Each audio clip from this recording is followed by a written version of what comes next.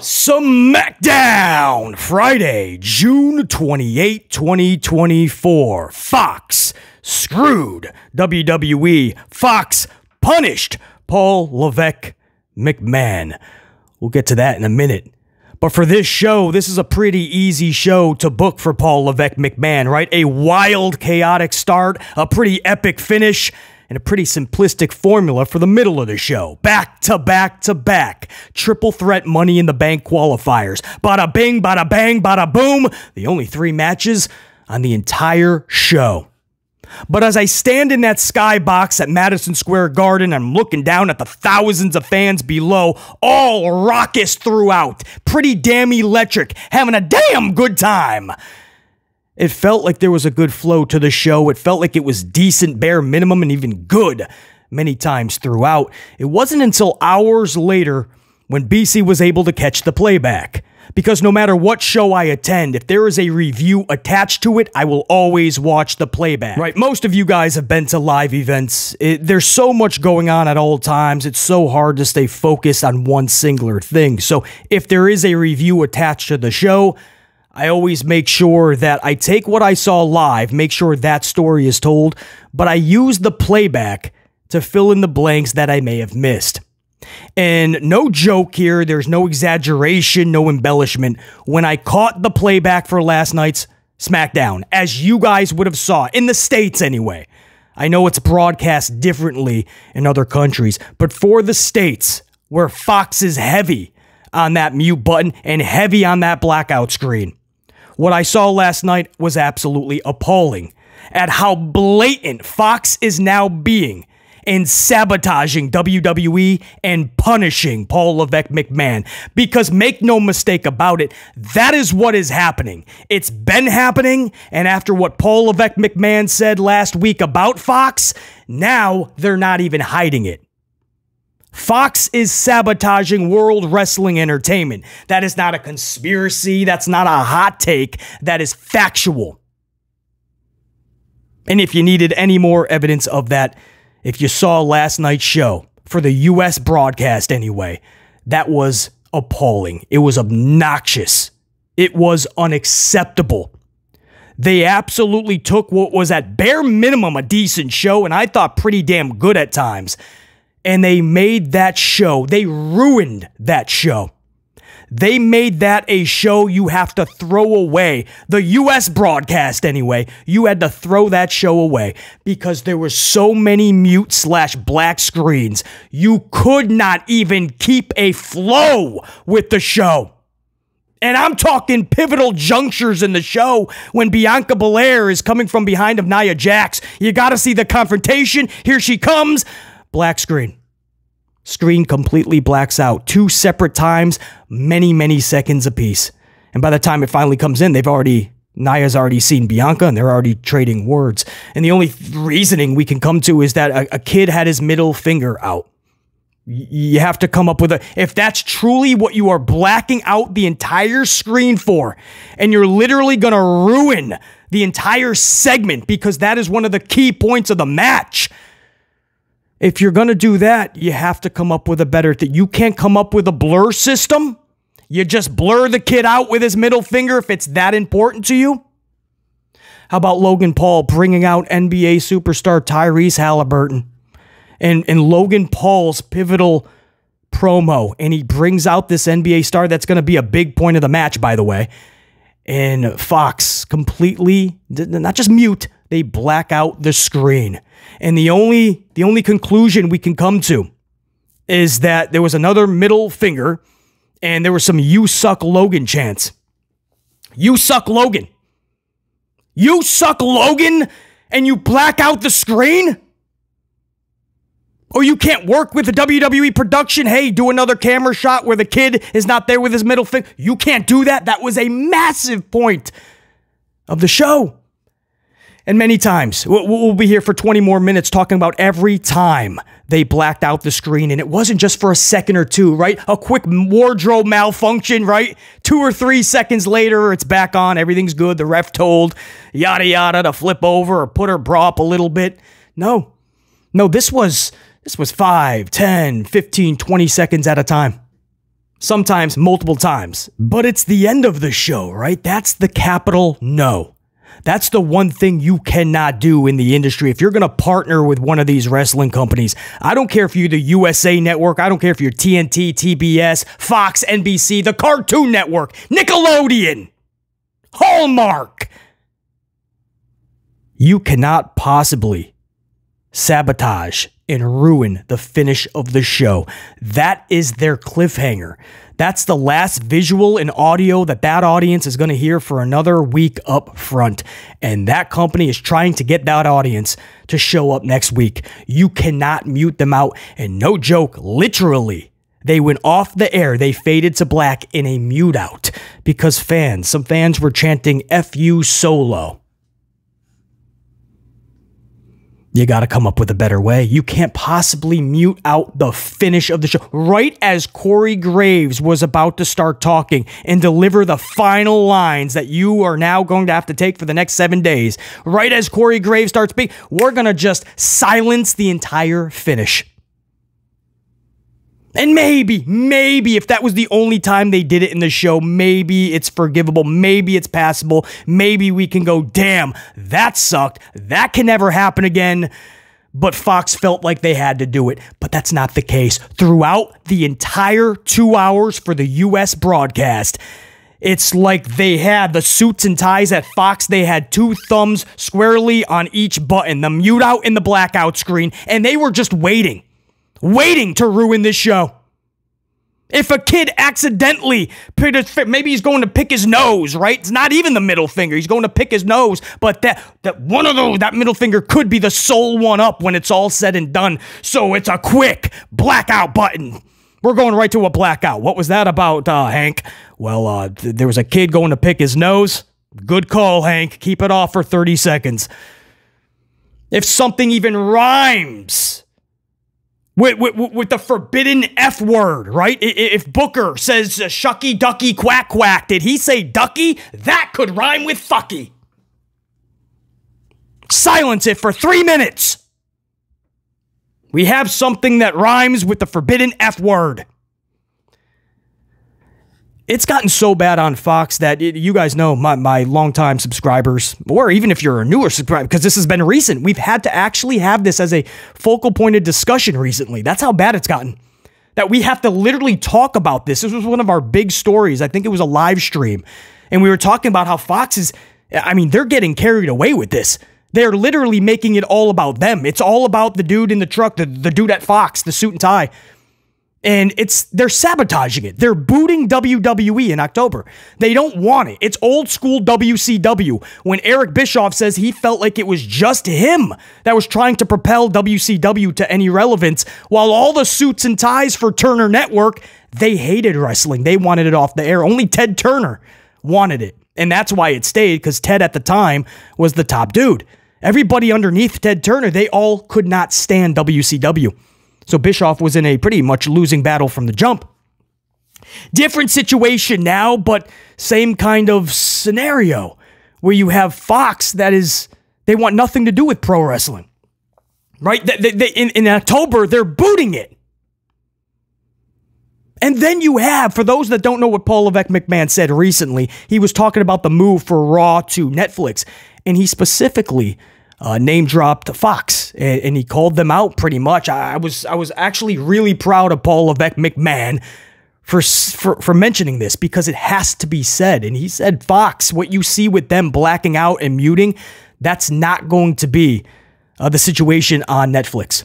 And he literally called that out from Fox. And I thought that was so cool. And a lot of people started to really pick up on that. And apparently Fox caught wind of that, because this was worse than any time before. And it just progressively has been.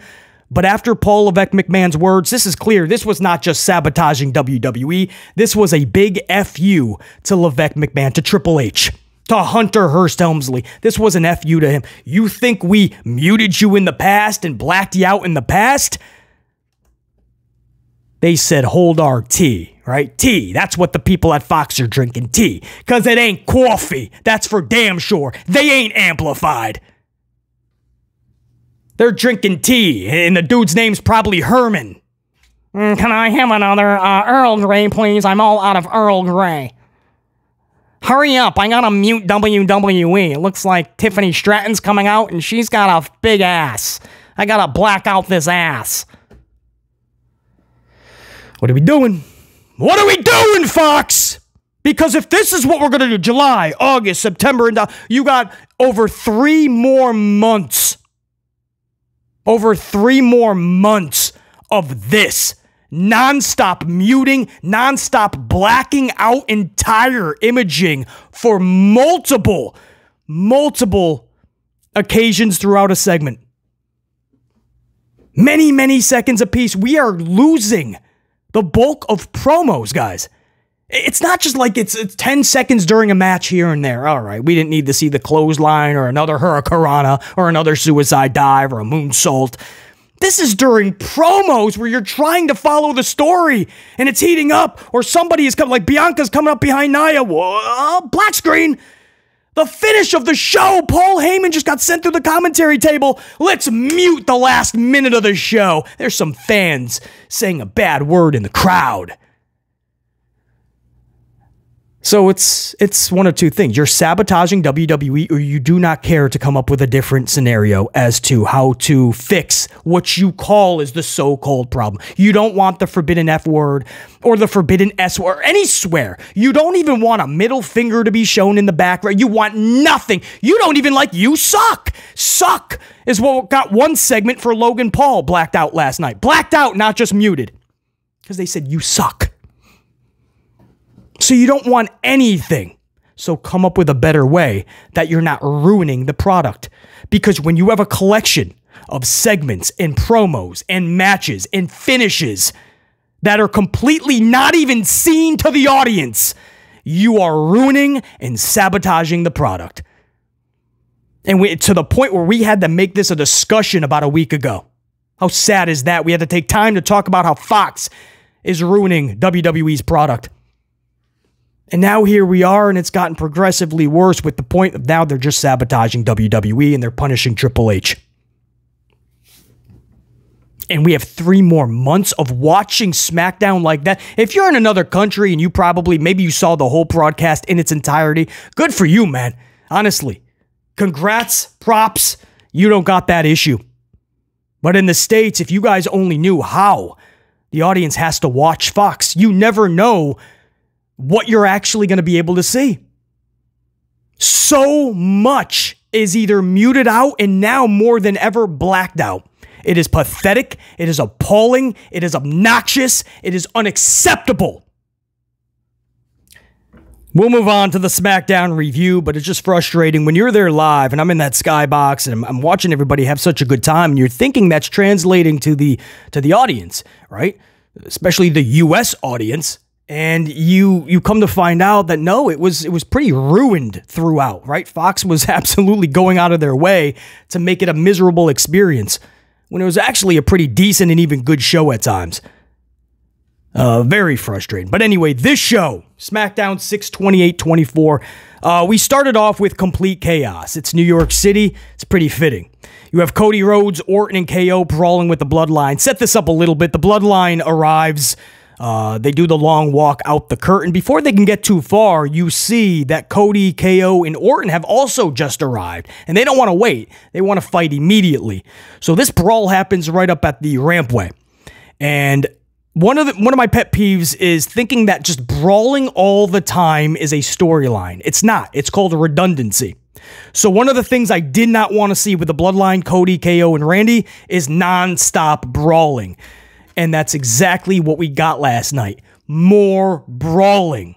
But what made this special, what made this actually fun, and it was done correctly, is they let it breathe.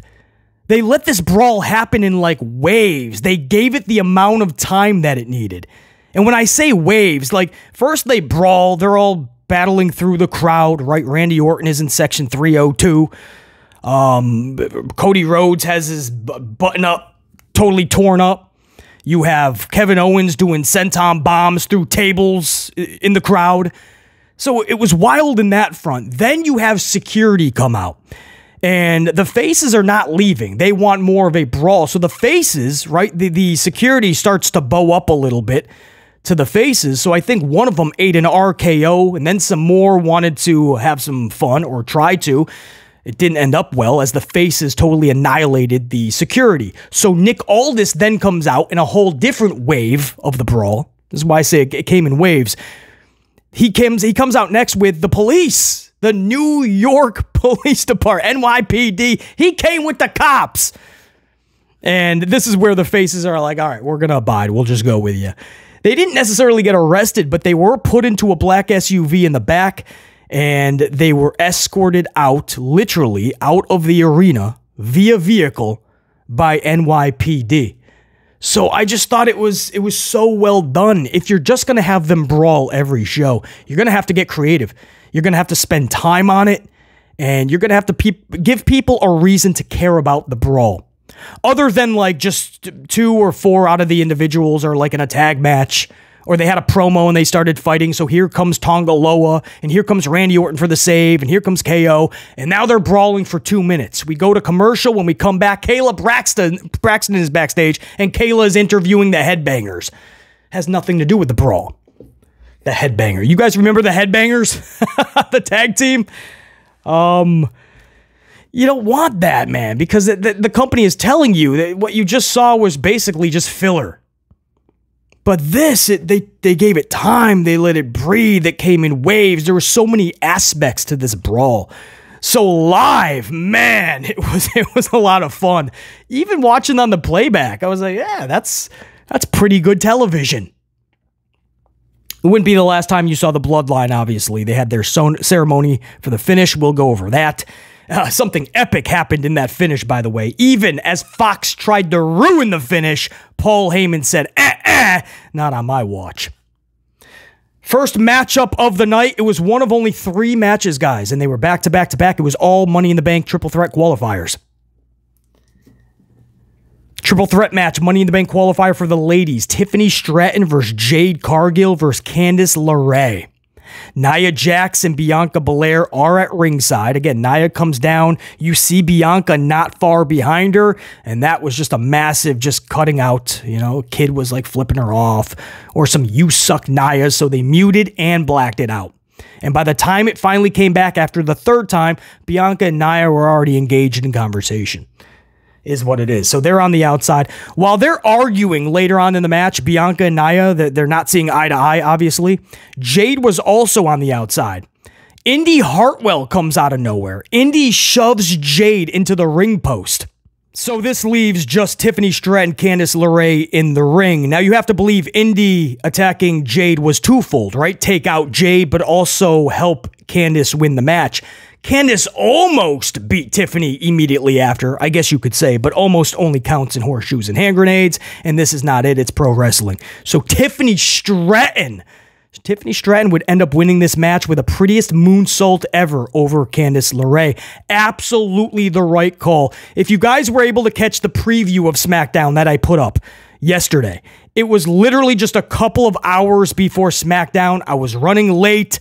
I was trying to get to the arena. It was time was crunched. So it was only about 10 minutes in length. And again, it was very late that it went out to you guys. It mixed in with the fact that the Tube never put it in recommendations, never promoted the upload. And to my knowledge, most notified subscribers were never actually notified. So I don't know how that works. So that's why I say if you were able to catch the preview, salute. I appreciate the support on that. But I said in that preview, I said there's no way Tiffany Stratton can lose this match. She's been irrelevant for over a month, bare minimum. And this is somebody who gets massive pops even in other countries. And you're doing nothing with her. She's just playing Nia Jax's basically little sister role. She has to win this match. She's built for Money in the Bank. She's built for holding a briefcase. That's the character. And in the process, you have to protect Jade Cargill, I said in that preview yesterday. I don't know if this is protecting Jade Cargill, just being sent into the ring post and you're out. And again, it wasn't an immediate prettiest moonsault ever. Candice almost picked up the win, so some time went by, and then Tiffany wins the match. So Jade was out. She was done. I don't know if that's really protecting Jade Cargill, but I know that was absolutely the right call. Tiffy time! Hopefully, again, right? It looked like it was Tiffy time months ago. They pulled that back due to the controversial post that she put up. Now, hopefully, it is once again Tiffy time. The Garden popped big. You know, in playback, it almost didn't do it justice. It was a pretty good response, but it did not do it justice at all. What was live, that was a solid, one of the best pops of the night was actually when Tiffany won that match. Then you go to the men's Money in the Bank qualifier triple threat. This is LA Knight versus Logan Paul versus Santos Escobar. Logan brings out Pacer, Indiana Pacer Tyrese Halliburton, knowing that my boy Jalen Brunson is sitting front row, my New York Knickerbocker, our all-star MVP, because that's what he is to us, MVP, all-star personified. Jalen Brunson, if you don't know, if you don't follow NBA or more specifically the Knicks, Jalen Brunson was the story of the year. In many cases, put our team on his back, even for his size and stature, right? He put our team on his back a lot, and that's the reason we went as far as we did this year. And unfortunately, the Pacers were just too much. So it's interesting that it was, once again, Pacer Nick face-to-face, right? You had Tyrese in the face of Jalen Brunson, because that's what he was. Tyrese stepped up to Brunson. Brunson was ready to slap this dude back to Indiana, though. Brunson was not backing down. In fact, Tyrese had to take a few steps back and say, nah, I'm set. But as a massive New York Knicks fan, that was just such a cool moment, man, for MSG. Because if you don't know, New York City, but that Madison Square Garden crowd, they are so basketball heavy, very knowledgeable in basketball, and we love our Knicks. So when Brunson was shown, man, we lost it. So pretty cool. This match, the finish, Logan nearly wins this thing, first of all, 3 or 4 times, bare minimum. I mean, Logan nearly won, and each time I was like, yep, makes sense. Here it is, 1, 2, 3. I'm cool with it. Because storyline-wise, you can go so many different ways if Logan wins. But it was LA Knight that not only won the match, he actually defeated Logan Paul via the Fruit roll-up. LA Knight rolls up Logan Paul, and he had 3 handfuls of tights. 1, 2, and there was a third hand because there was so much tights being pulled.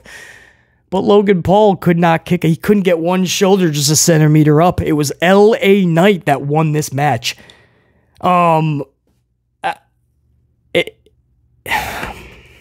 Lost for words, right? I mean, literally, it was kind of stunning to BC because it's the one that made the least sense.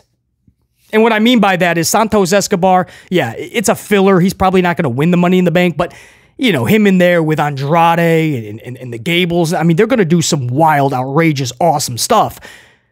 So Escobar, you can say, all right, he's not going to win it, you don't think, but, I mean, pretty good addition. Logan Paul, could you imagine what he would do in that ladder match? LA Knight, him off his feet is probably not the best of scenarios, right?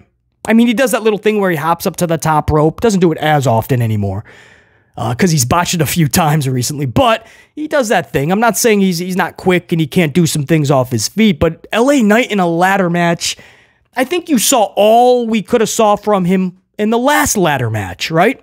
Last year.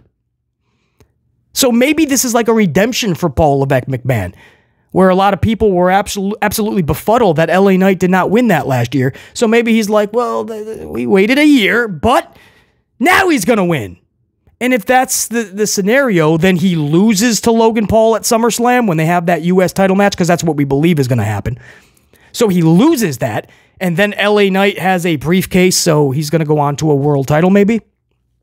Because I thought the scenario was Logan Paul loses the U.S. title to LA Knight. LA Knight can now have that title run, and Logan Paul now has a briefcase, so it's an even swap. And in the future, you decide to do with Paul what you will. Maybe he becomes champ, maybe he fails. But at least he didn't lose. I mean, he lost the title, but he gained a briefcase. LA wins. Logan wins. One has a title, one has a briefcase. That was a likely situation you could have done. I thought either Logan Paul or Escobar. The least person I had winning this match was LA Knight. Again, I'm not against it because I support LA Knight. He needs big victories. I just don't see how this puzzle piece fits on the puzzle in totality. We'll find out. We'll find out because that's what they went with, man. LA Knight wins this thing. Post-match, by the way, Tyrese and Logan squared up on LA Knight. So Jalen Brunson got back in the ring, this time with a steel chair.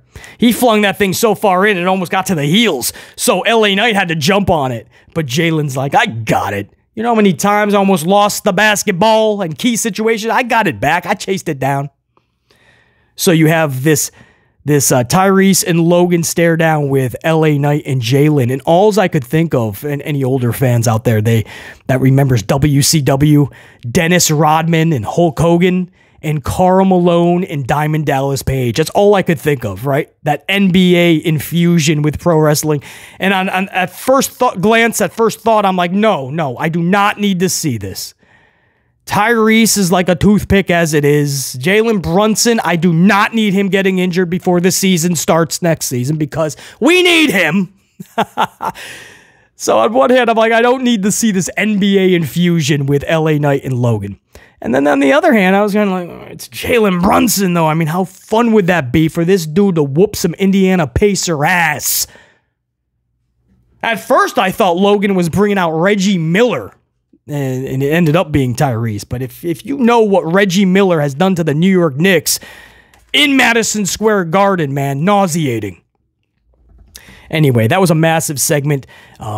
Mostly for New York, so that was for us, but hopefully you guys enjoyed it as well. And then we went into the third and last match of the night. This was another Women's Money in the Bank qualifying triple threat match. Naomi versus Blair Davenport versus Indy Hartwell. Now, Naomi would defeat Blair Davenport and Indy Hartwell. Jade Cargill would extract some revenge on Indy, shoving her into the ring post, just like Indy shoved her into the ring post earlier. So now you're going to meet the ring post. And after that, this allows Naomi to pin Indy Hartwell moments later. So Blair Davenport was the one protected here. It was Indy pinned. And this makes more sense because she was shoved into the ring post. So, you ain't gonna beat Naomi after that. Naomi had to win this. I said it in the preview yesterday. Naomi, I looked at these three individuals. Much love to Indy, much love to Blair. Naomi has to win this. And it's Money in the Bank. It's a ladder match. Naomi has to be in there because that's the most fun anyway. So forget the fact that she's the most deserving, even though I hate that word in pro wrestling, but she is. But on top of that, she's going to be the most fun in the match. So, yeah, absolutely. Naomi had to win this, hands down, and she did. That was the right call. As far as what they're doing with Jade Cargill and Bianca Belair, they're going to be, at this point, it looks like they're totally off of Money in the Bank unless they have a matchup with Candice and Indy. It looks like that's their feud. They lost the tag titles out of nowhere in Scotland to two individuals that had been completely irrelevant, Alba Fire and Isla Dawn, because it was Scotland. They win titles. And then they had no place to put Bianca and Jade. They didn't even think this through. So now they're in a feud with a team that they've already beaten multiple times, guys. Do you guys realize, you can check the books, they've already beaten Indy and Candice pretty single-handedly. A couple of times. So why would this be again? This is Bianca and Jade. You can put all of the Power Rangers, all of the Transformers, most promotions put all their females together and they're not going to defeat Bianca Belair and Jade Cargill. Come on, man. You'd have to bring back all of the NYPD to have a chance at Jade and Bianca. But little Candy and Indy are going to do it. They didn't do it the first two. The point is, I don't know how you take the titles off of Bianca and Jade and you have nothing for them. That's a massive botch by Paul Levesque McMahon. That is not how you book Bianca Belair. That is not how you book Jade Cargill. Getting sent into a ring post and she's knocked out for the next 3 minutes earlier. And then here, she just wants to get get Indy back. So what? Promote the same match or do the same match we've already seen in the past that I'm not sure many people are clamoring to see it again, by the way. I don't know how many people need to see Jade and Bianca versus Candy and Indy. Weird. Very odd. But listen, you can't let it get away from the fact that Naomi won this match, Tiffany Stratton won her match, and hey, LA Knight was even thrown a bone. So the outcomes, at least for New York City, yeah, pretty happy, and I think most people were too, with whatever you were able to see, whatever Fox allowed you to see or hear, you were probably happy with those outcomes. Then we went into the finish of the show. This was the Bloodline ceremony. It was originally supposed to be like Jacob Fatu, like being welcomed into the stable, but it became more of like acknowledging Solo. And so Solo just had everybody pretty much acknowledge him. And when it got to Paul Heyman, you could tell Paul Heyman something was off with Paul, right? And Paul looked rugged too. Paul is playing his character. If you ever wondered how just good Paul Heyman is, it's not just on the microphone. I mean, he puts all aspects into it. You look at Paul Heyman last night, and this is something you couldn't really see when you were there live. I mean, but watching the playback, man, those close-up shots, I mean, this guy's got the gray hairs coming in, and he's letting it grow out like he's just disheveled. He's got the gray hairs. He's looking just like a little bit more ragged. His eyes were completely bloodshot, like he's got no sleep. I mean, Paul Heyman looked like a dude that's just, he's out of this bloodline. He's done. He played it so beautifully. So when it got to the time where Solo took out the red tribal A, Paul Heyman's like, how did you get this? This was Roman's. But Solo has it. And he tells Paul, acknowledge me as your tribal chief. And Paul Heyman, he's not even going to hide it anymore. He literally takes it and he says, Solo, I do not acknowledge you as my tribal chief. I acknowledge, his exact words was, I acknowledge that you are not my tribal chief. It was so, if you guys could have heard the roar, like the live roar of that crowd, it was, I guess the best way to put it is, I thought like when Otis turned on Gable, like it was going to be like that. I didn't put too much in Paul turning on the Bloodline because I didn't know where they were going to go with it. And unfortunately, the Otis thing, he was just a shove to Chad and everybody was like, that was it. It's Paul Heyman, man. When he said no to Solo and said, I do not acknowledge you as my tribal chief, that crowd, man, it was a goosebumps moment. It was so epic. And it was short-lived because there was almost an immediate Solo spike to Paul Heyman. This dude went down and out, a devastating Samoan spike. And then I think it was Jacob Fatu delivering the flying headbutt, absolutely making sure that Paul Heyman was done in, but they were not done. They then dragged Paul Heyman to the outside and delivered a shield power bomb. Paul Heyman up, and Paul Heyman, there was a look in his eyes like, oh shit. And it was just like, they're not putting you down, man. You're going through. It's just about how badass is it going to be. It was badass. Dude was dropped on his dome piece through the commentary table. Paul Heyman did not move after that. Face down into the concrete. Referee Jess and other referees were trying to attend to him. Dude never moved. We do a close-up to the Bloodline. Everyone's thrown up there once. Corey Graves goes to say something. Fox completely mutes it out. We believe it's because there was some like FU solos and some holy shit chants. And we think that was the reason that they just ended the show in a mute out. I think they black it out once too. And then they thought best. They were like, all right, it is the end of the show. Maybe we'll throw them a bone. So they came off of the blackout. But it was totally muted out to end the show. We faded to black. No volume, no noise. Corey Graves was muted out. And you say, well, that could be a good thing, right? Cut the commentary and let the crowd just get the energy. They muted everything, guys. It was so sad. But live, you pretty much knew when it was ending. Right when the camera did the close-up, we all knew. You didn't even have to look at your watch. It's the perfect ending, right? You have Corey end it for those at home with a line or two, and you just cut it. It's beautiful. Only Fox could have ruined that, and Fox did, unfortunately. But it was still, before that mute out, Wow, was that epic, man. Paul Heyman doing what he did. Paul Heyman took one for the entire team last night. Paul Heyman took that for Paul Levesque McMahon. Paul Heyman took that for WWE. And I'm sure even today, Paul Heyman is giving 2 middle fingers and an FU to Fox. Because of Paul Heyman's bloodshot eyes, not even they could ruin that for him. That was so badass. Paul Heyman did everything so beautifully, and there was one dude that can make this bloodline, this new faction, this new version of the bloodline, only one dude could really make them relevant, right? Because we were going to continue to call them the store-branded bloodline, a bootleg bloodline. But after last night, they look like a badass faction. And Paul Heyman helped elevate. That's the brilliance of this dude. And when Roman comes back, which was what New York was chanting a lot last night, even through commercial breaks, you guys probably didn't hear a lot of it. It was throughout the night, those "We Want Roman" chants. I did not participate in any chants last night, as I normally don't. But it was pretty heavy, man. Even NYC wants Roman. Well, it looks like you could also be getting Paul Heyman when you get Roman back. And that is the SmackDown 6/28/24 review. Go about your weekends. Whoop that weekend's ass. Enjoy. Be captivated by your weekends.